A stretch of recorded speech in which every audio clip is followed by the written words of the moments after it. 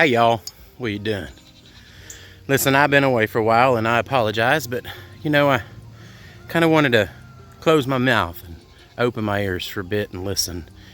And I've been digesting a whole lot of stuff, and that's not what I want to talk to you about. I want to talk to you about a friend of mine who, I'm sitting out here in the bee yard, and I don't know if you can see those guys back here. You see them? You might even be able to hear them if you listen. But I'm out here in the bee yard, and I was thinking about the stages of life, the passages we go through and the purposes we serve.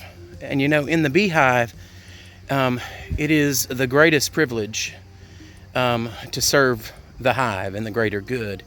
The queen does so by sacrificing herself and making millions and millions of babies, and also her sisters sacrifice themselves in about 6 weeks' time, and they gather as much as they can. And keep in mind, 2 tablespoons of honey is about 600 bees' lifetime and about 5,000 flight hours together and make that tablespoon of honey. Think about that next time you enjoy that nectar.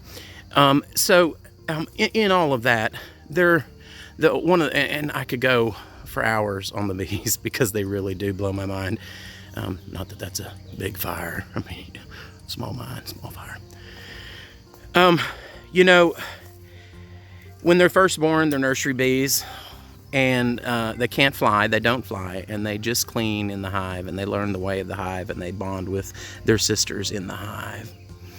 And they feed the larvae, and they grow the babies. And then the next phase is foraging, and on and on and on. And interestingly enough, at exactly the right time when they're out foraging, the static electricity has created the hairs on their bodies to stand up, and they are the most efficient pollinators at that time.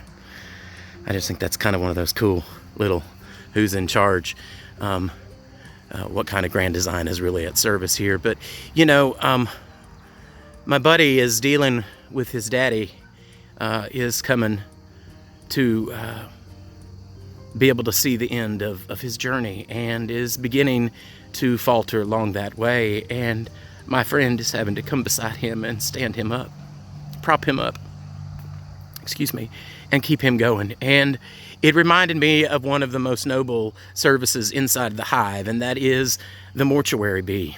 And in the last of our sisters' lives, at the end of that 6 weeks, there is a fraternity of them that have gone through the phase of even being the battle axes, because they get fearless in their middle age, and those are the ones that are going to stick their stinger in you and really cause some ache. But these in the end are very docile, and they're very loving, and they're in a circle of sisters that they know that if it's not them that will be next, it is the one next to them that will be next.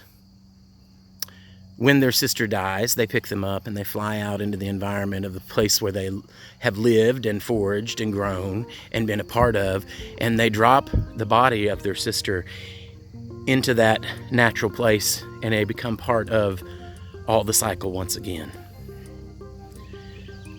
What a noble way to be able to say goodbye, but to be able to come beside someone. And without mentioning names, buddy, you know who I'm talking about.